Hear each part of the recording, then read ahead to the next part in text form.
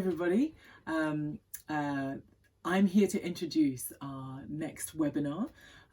We are currently at the end of, I think it's week 8, might be week 9 of lockdown. And a few days ago, I met up with these 4 amazing young women, 2 from year 10 and 2 from year 11. And we were just chatting about what it has been like for them to exist and thrive in lockdown. So I hope you enjoy what comes next. If you can share, use your screen name and tell us what year you're in, and 1 or 2 things that you have found really good and positive about our time in lockdown. Does anybody know how many weeks we've been in lockdown? Well, in 8 weeks, I think. Is it 8? 8 weeks. Is this the 8th week? I think so. I don't know. Wow. Okay. So in those 8 weeks, what have been some good things? Good things that have happened for you, things that you have found positive. So Reneta, what's been a good thing about this 8 weeks? I think what I've liked about the time in lockdown is just how creative everyone has been able to be. And even if I think my own perception of what is creative or what is creativity has been, shifting. So I've really enjoyed seeing people's creativity, but also being, trying to explore my creative side as well. So I think that's been a highlight. Wonderful. Thanks, Reneta. So we'll go to Rosie. I've just introduced you. And then after Rosie, we'll go to Ola. Okay, so I think a highlight for me is probably seeing one of my really good friends who's been struggling with depression at the beginning of this year, like make an amazing recovery. And it was like she was pretty bad to begin with, but I think just being away from school and being away from things that stressed her, like she started eating properly again, and she's brought her weight back up again, which is amazing. So I've been praying for that for months now. Wow, so good. What an amazing story. That's brilliant. Oh, thank you. How about for you, Ola? What's been a highlight or positive thing from these 8 weeks? So from these 8 weeks, probably a highlight has been spending real quality time with my family and just like spending time for myself, because I feel like when we're in our everyday lives, it's so busy and you never really get a chance just to like reflect and just kind of appreciate yourself and your family and your life. And I just think that's been a real eye-opener for me during this lockdown. That's great. That's great. I didn't give you any warning, but Lola, would you like to go next? And then yeah. Thank you. So a good thing about quarantine is having all this time to decide what I want to do next. So college-wise, I now know what I want to do and what college I want to go to, which is Reading College. Yay! Oh, that's great. So going through that whole decision-making process and having the time and the space to make that decision, that's been, yeah, fantastic. My mum also has shaved my dad's hair too many times to count. Oh, quarantine hairdos. Thank you, Lola. That's great. What about you? What's been a highlight? So for me personally, I feel like I've had so much more time to just like get regular with reading my Bible. So I've actually been reading it like nearly every day. And I feel like sometimes having faith can be so difficult when it's not in corporate atmospheres, like when you're not in fellowship, like with lots of people. Like, I find it a lot easier. Like, I love going to church and stuff like that. Like, I find it a lot easier to have faith when I'm just like in church all the time, basically. but I've come to a realization that like that actually all of like our whole walk is based on faith, and what we get that from is the Bible. So I feel like that's been a highlight. I've actually been like finding so much about the Bible and stuff like that. Yeah, that's brilliant. Wow, that's great. Thank you, Gigi. Thank you. That's great. So lovely to hear the different highlights. It's really lovely. I would love to hear from you just your response to each other's highlights. So I think that the friend that has been dealing so much better with like depression and everything, I feel like that's so amazing. Yeah. Like it makes me feel like all of us are so different. Like for some people, lockdown has really worsened their mental health. Yeah. For some people, it's actually improved it. So I feel like it just made me realize that mental health isn't the same for everybody. Like we need to approach it differently for different people. So that's so interesting to hear. Yeah. So true. Thank you, Gigi. Yeah. I think it's also really good how people are like coming closer to God in like different ways, and through reading the Bible and just spending time like with themselves and God. I just think like it's fascinating. Like you don't have to like go to church every Sunday if you can't. It's always like what counts is the precious time you spend with God yourself and just through reading the Bible. So that's really touching. Yeah. Thanks a lot. Yeah, I agree. It's amazing to hear about people like getting into a routine of talking to God. It's very encouraging because I need to start doing that myself. It's just nice to know that like it is possible, as Olaf said, to still connect with God even without church and youth groups and people being around you all the time. Yeah. So encouraging. So encouraging. Well, let's go.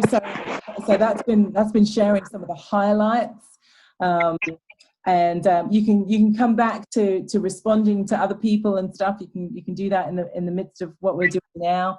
But yeah, just wanted to go on to the next thing. What has been one or two of the hardest things? What's been the most challenging thing for you during quarantine, lockdown, whatever we want to call it? So let's start exploring some of that. There's been these beautiful highlights, absolutely amazing, positive things. But I'm sure for all of us, there have been challenges as well. So yeah. So I think for me, my challenge has been I'm a little bit of a worrier, and I do tend to worry about people. I worry about my mother. I worry about my friends. I worry about my colleagues.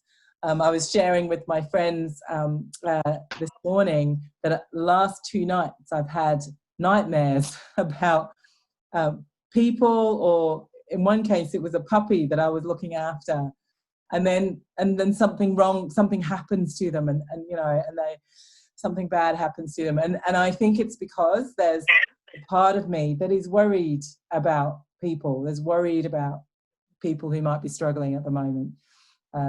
So that's a challenge. And my mum lives down in near Hastings, so she's 2.5 hours drive away. She's on her own. She has disabilities.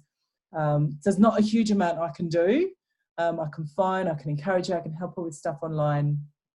But yeah, that's a challenge for me. Yeah. So let's hear from Gigi, and then we'll go to Lola. Okay, so for me, because I'm just such an extrovert, like I'm such a people's person, I feel like that's the place where I'm the most happy and the most myself and just the most enjoying life. And it's also where I seek like distraction from anything else that's going on in my head. So I just love being around people, I love meeting people. I'm just like 110% extrovert with not even a tiny bit of me likes being by myself. So I feel like the quarantine has actually taught me to just like spend time with myself. So I guess I'm still learning, but to actually learn to actually like my own company. So, but it has been challenging because obviously the last thing I would ever want to do is just be stuck at home. But I feel like we can learn from challenges, so that's okay. Yeah, that's great. Thank you, Gigi. So we'll hear from Lola and then we'll hear from Olaf after that. It's been quite challenging, as in it's been overall quite lonely, because most of us are with like family of some sort, or we're with someone, but even then when we're talking to friends, it's not the same feeling. It's still talking over the phone and texting or WhatsApping, but it doesn't feel the same. It doesn't give you the same sense of happiness you would feel if you were with them. And that's quite hard. Yeah, it is. It really is. Thank you, Lola. Yeah. How about for you, Olaf? So probably a challenge during this quarantine would have been, I was supposed to go see my grandparents during the holidays, but obviously that got disrupted because of lockdown and stuff. But the only issue is I know this is going to be over, but it's just if I'm going to be able to see them again, because my grandparents are getting old and they live abroad, so I'm not sure I'm going to be able to see them again. And it's quite a hard thing to do, because especially when you're looking forward to something, and I'm sure many other people can relate to this because they might have family abroad or even friends abroad. So yeah, but that's kind of just taught me just to like trust in God more and just hope for the best, really. Yeah. Thank you, Olaf. Thank you. How about for you, Rosie? What's been the hardest thing or the biggest challenge for you? Well, I think it's similar to you, Claire. I get pretty stressed pretty quickly, and things just build up. So I get worried about what's going on with school, and I'm missing out on content, that kind of thing. And then also worrying about my nan, is she's got multiple underlying health issues, and she's not very happy about the lockdown thing. It's her birthday at the weekend, I think, and there's like no way that we can celebrate it with her. Really struggling with that. And then also with my friends, I can't see them, and I just want to know how they're doing. You can't really tell how they're doing over the phone. I think it's just like small things that just build up and stress me out. Yeah, they do. They really do. And so some of you have already started sharing, you know, what you've been doing, trying to do to sort of cope with some of these things. But yeah, I'd love to explore that a little bit better, a little bit more. What have you found helpful? So might start with you, Rosie. What have you found helpful for maybe dealing with the stress? How have you?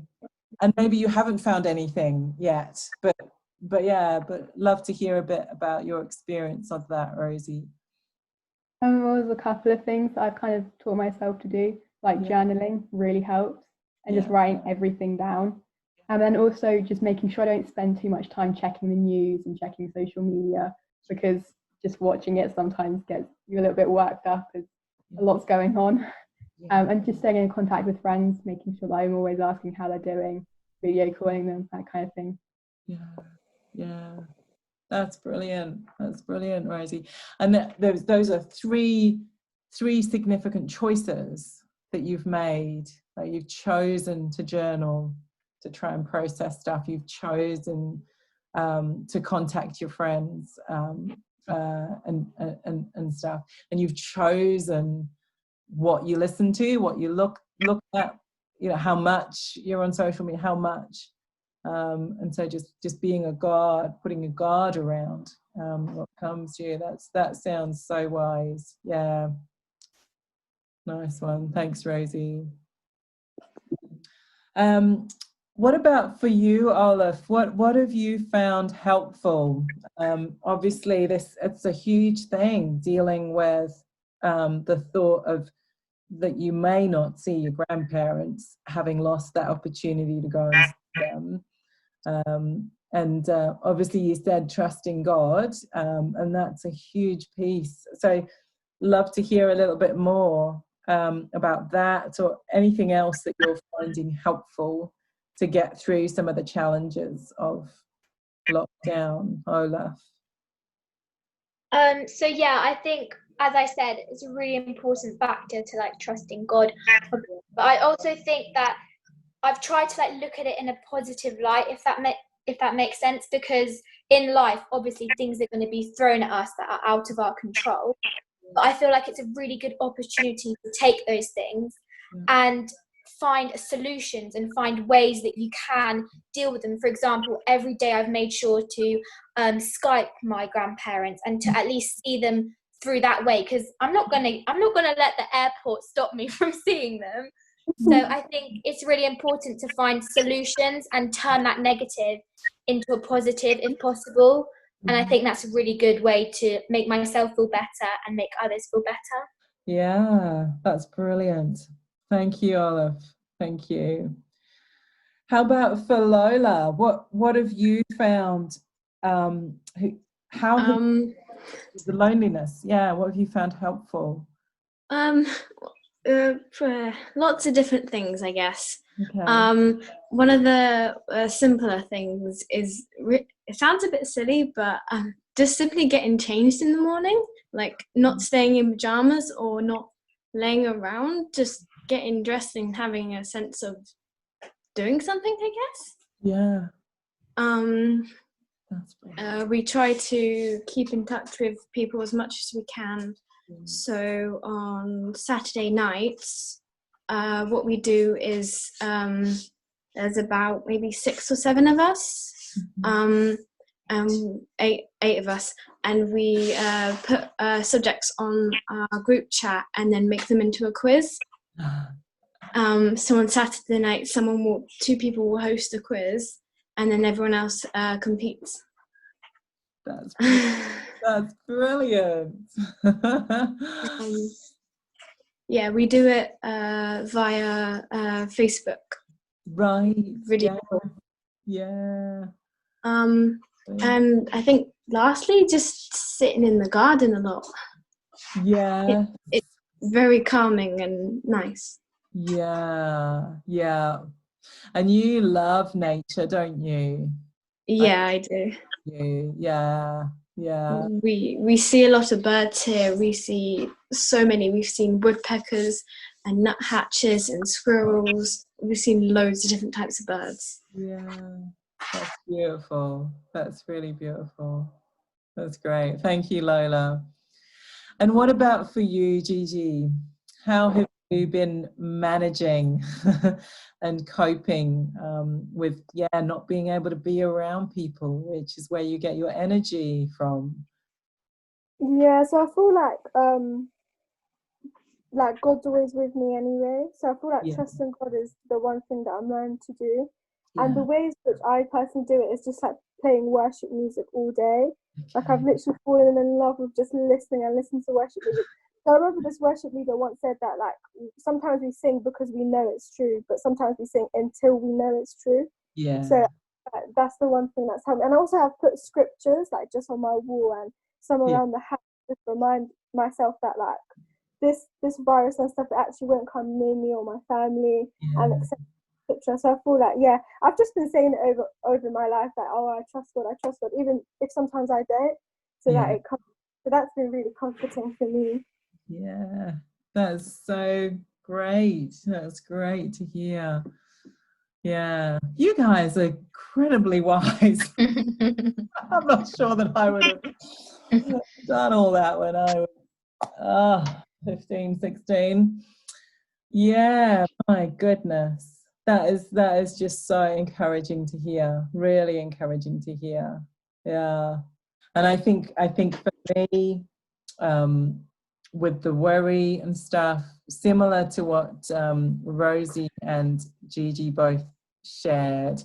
So I think for me, it is at a very deep level, being able to process what's going on, so the journaling side of things, but also being able to kind of realign myself and remind myself that I am rooted in God and His love, and that He is sovereign, He is in control, and that I can trust Him both to look after people, but also to show me what my role is as well, and to enable me to do that.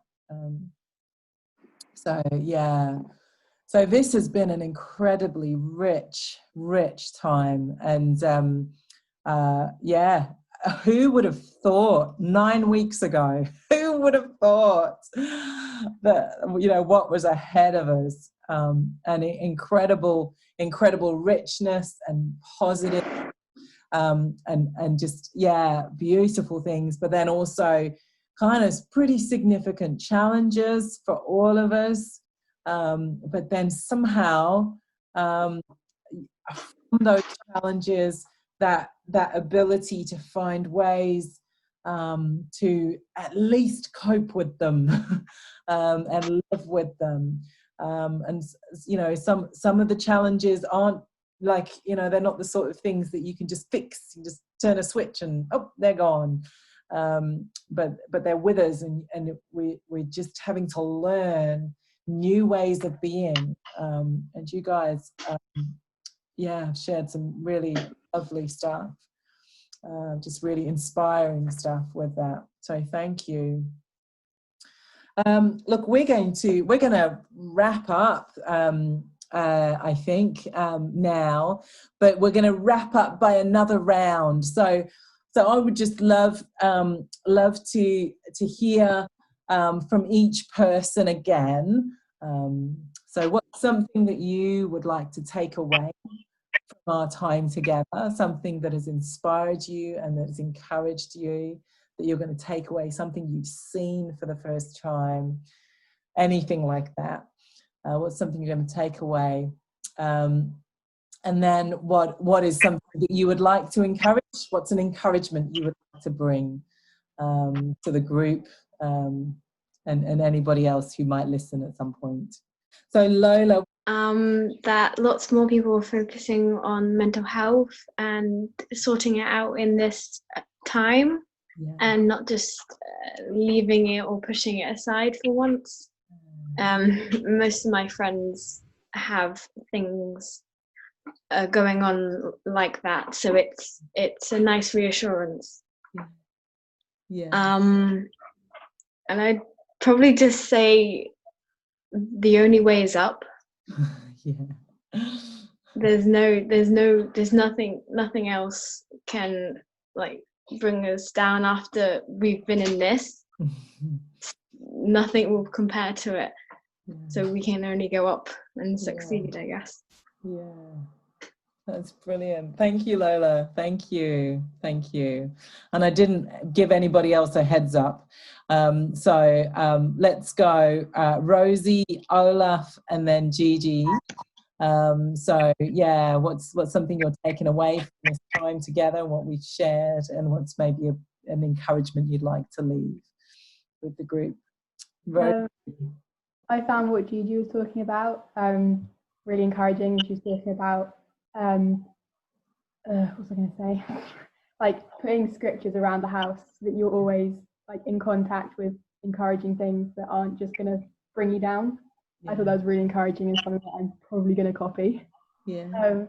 And and my word of encouragement is that God is moving. Like, even though it feels like everything's kind of crumbling down and it's all going really badly, amazing things with people running into faith, again, helping mental health. It's just so encouraging. Yeah, that's brilliant. Thank you, Rosie. Olaf.